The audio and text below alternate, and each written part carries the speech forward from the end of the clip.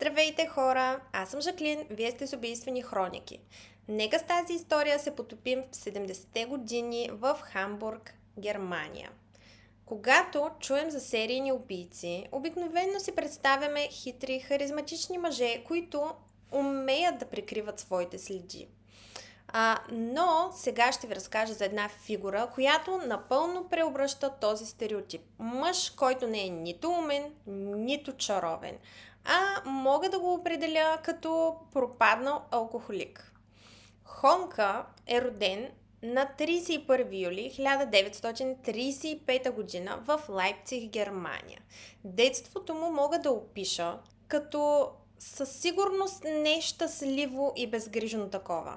Фриц Хонка е дете на дърводелеца Фриц Хонка, те носят едни и същи имена, и на чистачката Елзе.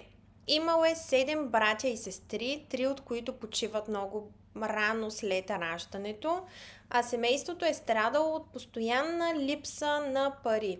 2 години по-рано Адолф Хитлер вече е дошъл на власт, а преследването на евреи и политически опоненти тък му е започвало.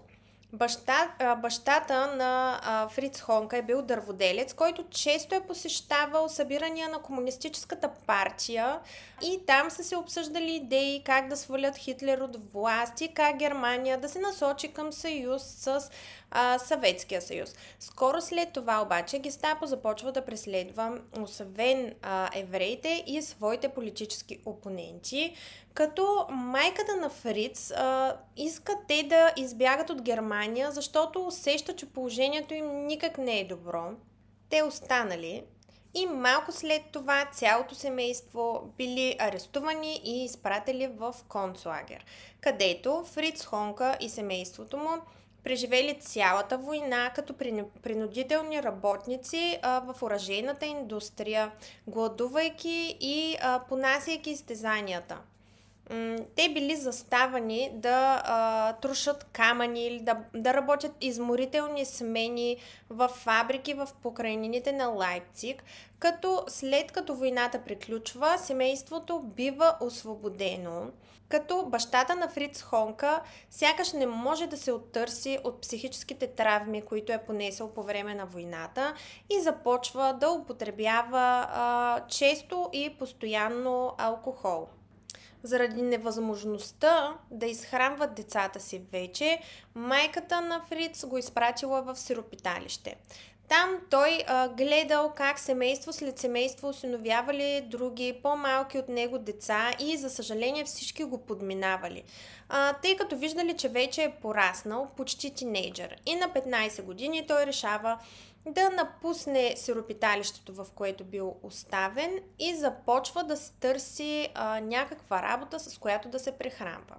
През 1950 година Фриц се опитал да изкара допълнително пари, като започнал работа като чирак зидар. Но малко след това открива, че има тежка алергия към цимент и всъщност трябва да прекъсне това си начинание. Като през 1951 година напуска Лайпциг и се премества на запад, където започва работа в различни земеделски стопанства, като земеделски работник. През 1956 година, той вече на 21 години, и тогава се установява в Хамбург, където получава добре платена работа в корабостроителницата. Година по-късно той среща Инга Бослеман и двамата почти внезапно се оженили. Инга, подобно на Фриц, също била алкохоличка и злоупотребявала с алкохола. Заедно те прекарвали много време в баровете и в кръчмите на Хамбург, като може да си представите, това често завършвало с скандали и караници заради употребата им на алкохол. Когато насилието и проблемите, породени от алкохола, станали неконтролируеми, те изгубили своя дом и започнали да прекарват нощите из приютите в града. Искам да отбележа, че Фриц има дете син от Инга Бослеман. В крайна сметка, след като Фриц губи и работата си и след като Инга научава за извънбрачни връзки, които Фриц е имал, тя прекратява взаимоотношенията си, взима сина си и се изнася. През 1956 година Фриц претърпява инцидент на пътя, при което е обезобразил носа си и счупил няколко свои зъба. Носът му не само, че не заздравява правилно, но той започва да получава тикове, както и забавяне в речта си и заекване вследствие на тежкия удар. Вследствие на това, че още от пубертета се страдал от комплекси за малоценност, предвид ръста му, който бил 165 см, сравнително нисък ръст, дребното си телосложение и това, че кривял очите си, той започнал да трупа една омраза. Освен това, той не бил човек, който би могъл да компенсира тези свои недостатъци с интелект. И това значително намалило успеха му с жените. Комплексите му се увеличили значително, а в душата му започнала да колкочи омраза, която по-късно щяла да го превърне в страховит сериен убиец. Пиенето и алкохолът станали ежедневие за Хонка. То повдига загубеното му самочувствие. За съжаление, той става все по-агресивен вследствие на приема на алкохол. Освен това, също развива и вкус към порнографските списания, които отварят 13-та стая на неговите извратени фантазии. Малко след това среща млада жена на име Рут. Тя също обичала да пие и така било ясно как двойката предпочитала да прекарва времето си и да се забавлява. По време на едно такова алкохолно парти, Хонка предлага да си направят тройка. В игрите трябвало да се включи и да участва приятелката на Рут Ингард.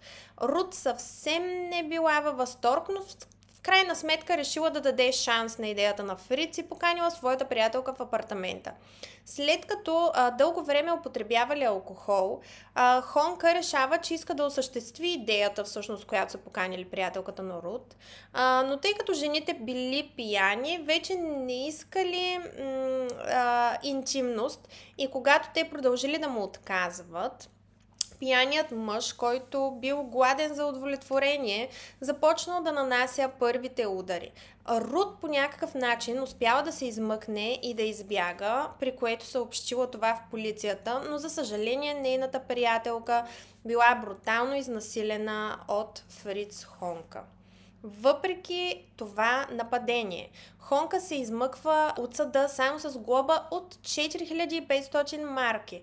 Защитата по някакъв начин успяла да убеди съда, че Хонка е тежък алкохолик, който по време на престъплението си бил под влияние, измерени са му 2,4 промила алкохол и по този начин неговия контрол и когнитивни способности са били значително отслабени и това по някакъв начин оправдало неговата постъпка. С увеличаването на консумацията на алкохол на Хонка, той започнал редовно да посещава района Рапербан, който всъщност бил кварталът на червените фенери в Хамбург. По време на обиколката си Хонка търсил жени само над 40 годишна възраст, като тези жени обикновено работели като случайни компаньонки в квартала и за една напитка те ставали дружелюбни с мъжете. Нямали постоянен дом, никой не ги търсил, нямали близки хора. И една вечер през 1970 година той се натъква на 42 годишната Гертраут Брюер. Жената работела като фризьорка, но понякога изкарвала допълнителни пари, като упражнявала най-дребната професия. Хонка се възползва от този случай, като и купува няколко питиета и започва разговор. След няколко минути жената решава да го придружи до дома му. Гертраут вижда това кратко посещение като купон с безплатен алкохол. Докато Хонка, за съжаление, вижда нещо съвсем различно.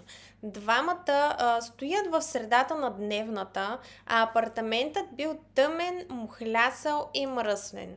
Стените, ако може да си представите и съответно да видите, са покрити с изрезки и плакати от порнографски списания. И въпреки това, домакинът поставя на масата 2 бутилки евтина водка и казва, че забавлението може да започне.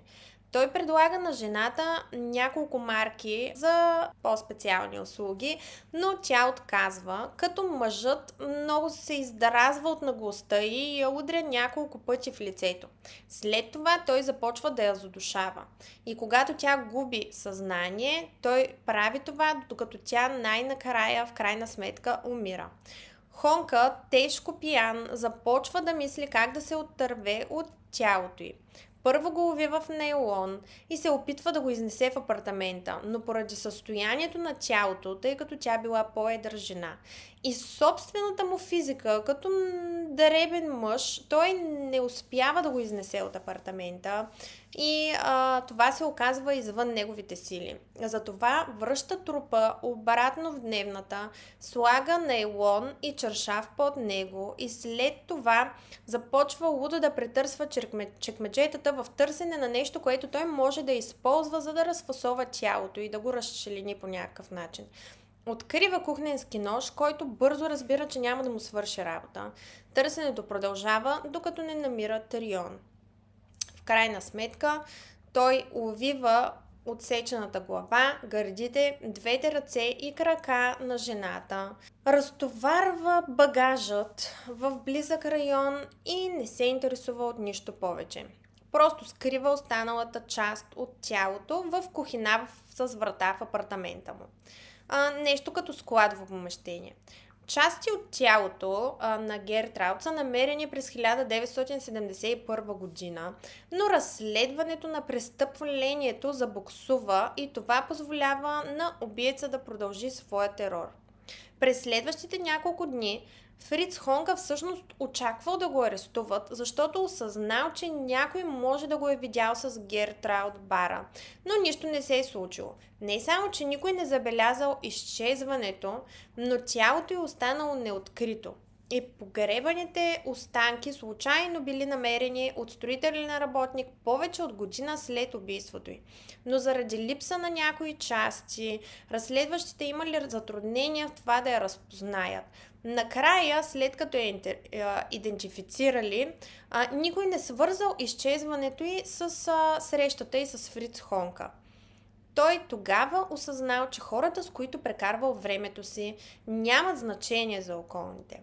Те били евтини компаньонки, без семейство и приятели и се оказали лесна плячка, лесна цел, която той в случая нямало да пропусне.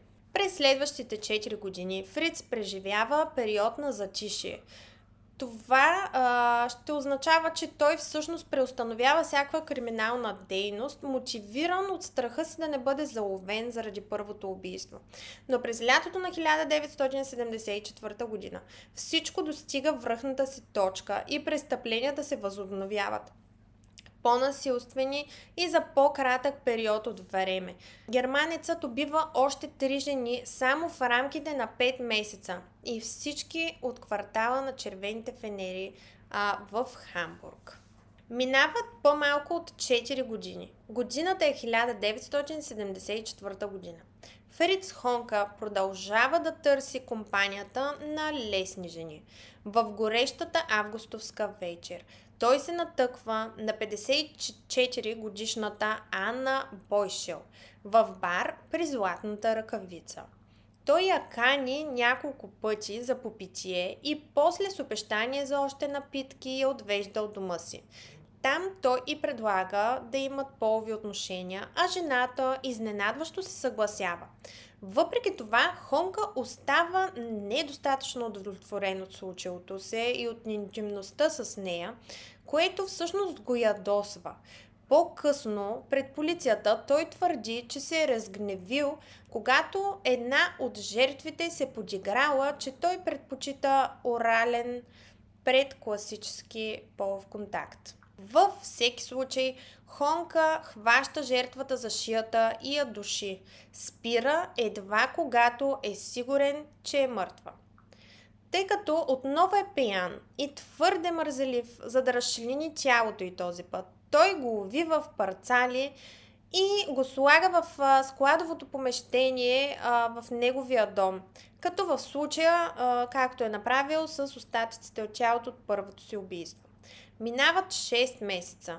Може да се представите, че труповете вече са в доста напреднала фаза на разложение и целият дом, цялата къща, в която живее Фриц Хонка, мирише меко казано зловонно. Всички се оплакват за тази ужасна миризма, която се носи в къщата, но Фриц обяснява това с гръцкия ресторант, който се намирал на долния етаж.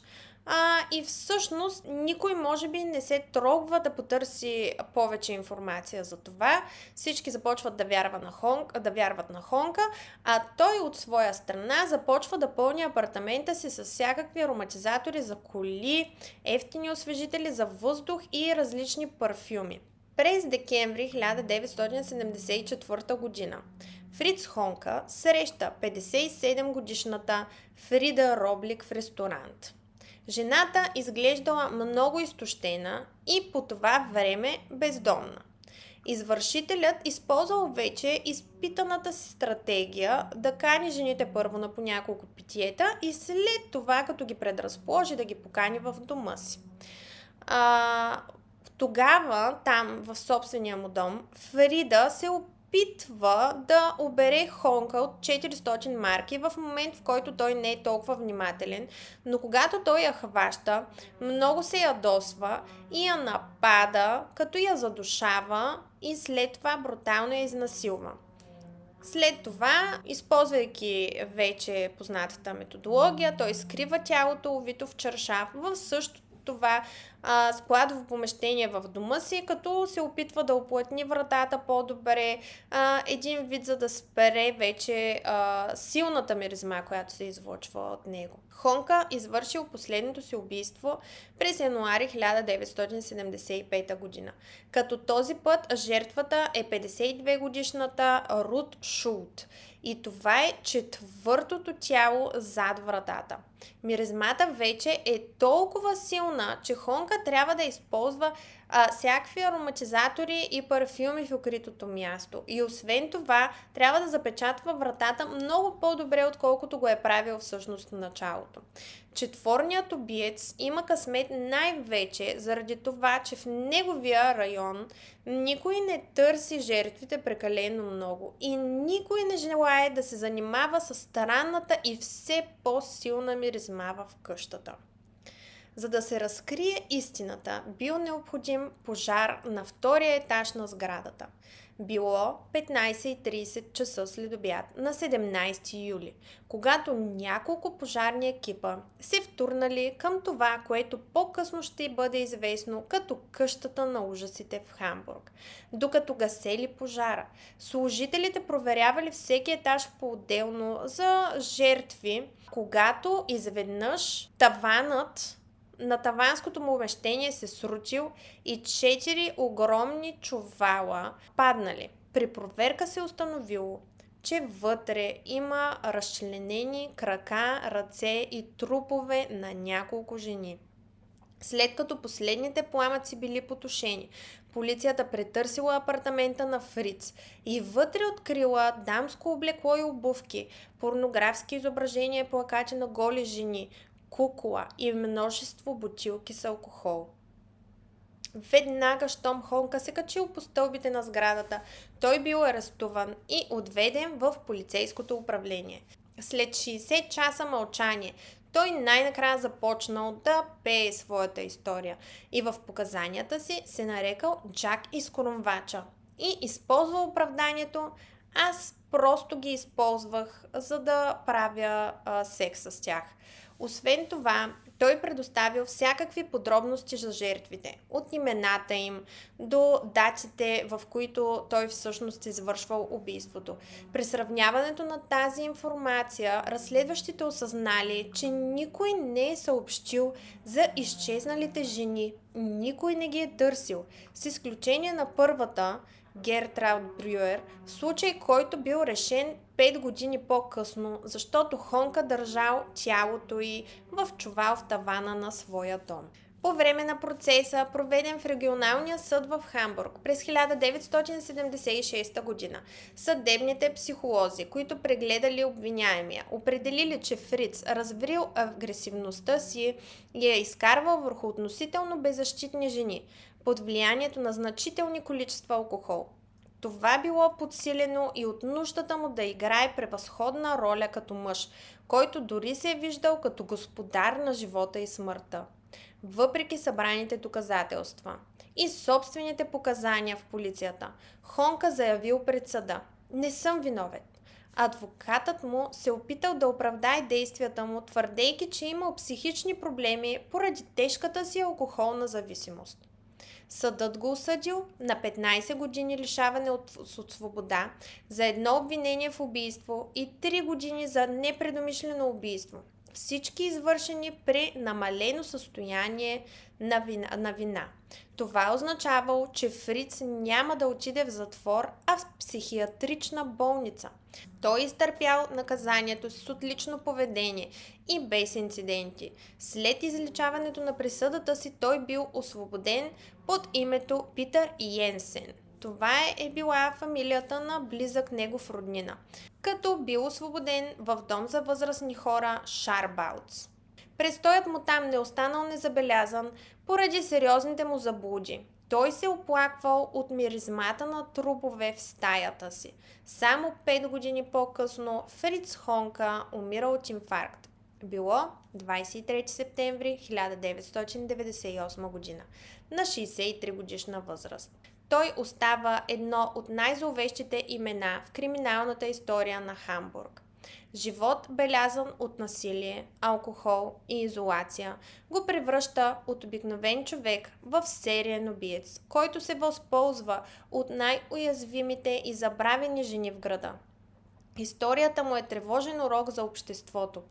Колко често изчезналите и маргинализираните остават незабелязани и колко опасно е, когато агресията и психологическите травми и зависимости се оставят без контрол. Случаят с Хонка не е просто разказ за убийство. Той е предупреждение за това как системата, липсата на грижа и социалната апатия могат да се комбинират, за да създадат чудовище сред нас. В края на краищата Хонка умира сам, но следата му остава като тъмна сянка в историята на града и в паметта на онези, които са загубили живота си в неговите ръце. Ако ви е харесал този епизод и искате да разкривам още мрачни истински истории в света на истинските престъпления, абонирайте се за канала и натиснете камбанката, за да не пропуснете нито един нов епизод. Споделете това видео с приятели, които обичат криминалните истории. И оставете коментар с идея кой случай искате да разкрием след този. Благодаря ви, вие бяхте с Убийствени хроники. Аз съм Жаклин. Стойте на светло!